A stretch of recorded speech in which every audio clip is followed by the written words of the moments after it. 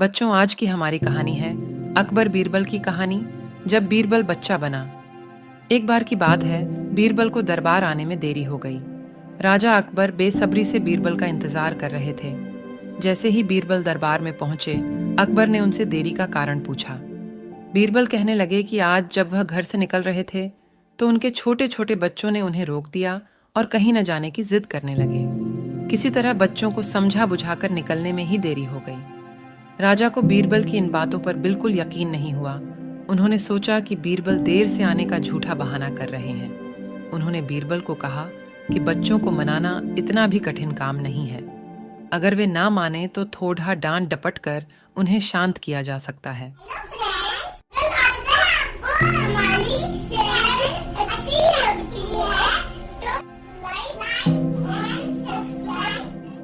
वहीं बीरबल इस बात से परिचित थे कि बच्चों के मासूम सवालों और जिद को पूरा कर पाना बेहद मुश्किल होता है। जब अकबर इस बात से संतुष्ट न हुए तो बीरबल को एक उपाय सूझा। उन्होंने राजा के सामने एक शर्त रखी। उन्होंने कहा कि वह इस बात को सिद्ध कर सकते हैं कि छोटे बच्चों को समझाना बहुत मुश्किल होता है, लेकिन इसके लिए उन्हें एक छोटे बच्चे के जैसे व्यवहार करना होगा। वह राजा को उन्हें समझाना होगा। राजा इस शर्त के लिए तैयार हो गए।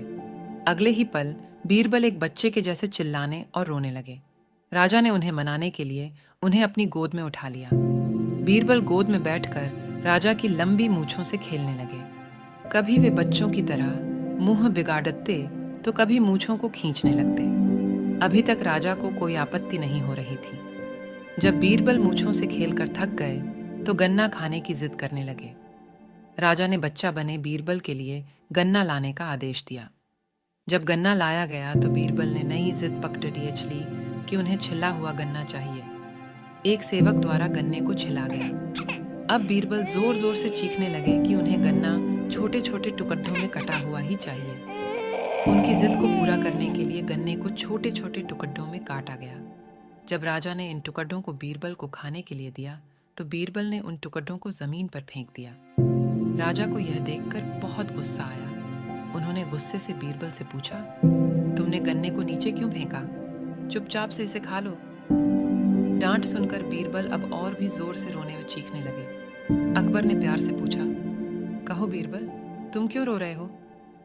बीरबल ने जवाब दिया, मुझे अब छोटा नहीं, एक बड़ा गन्ना चाहिए। अकबर ने उन्हें एक बड़ा गन्ना लाकर दिया, लेकिन बीरबल ने उस बड़े गन्ने को हाथ तक न नहीं लगाया। अब राजा अकबर का गुस्सा बढ़ा रहा था।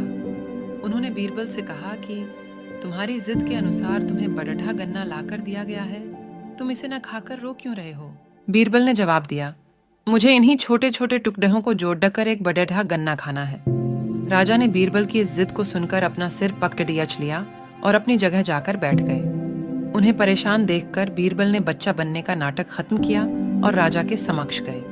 उन्होंने राजा से पूछा, क्या अब आप इस बात से सहमत हैं कि बच्चों को समझाना यकीनन एक मुश्किल काम है? राजा ने हाँ में सिर हिलाया और बीरबल को देख मुस्कुराने लगे। कहानी से सीख। इस कहानी से हमें यह जानने को मिलता है कि बच्चे बहुत मासूम होते हैं।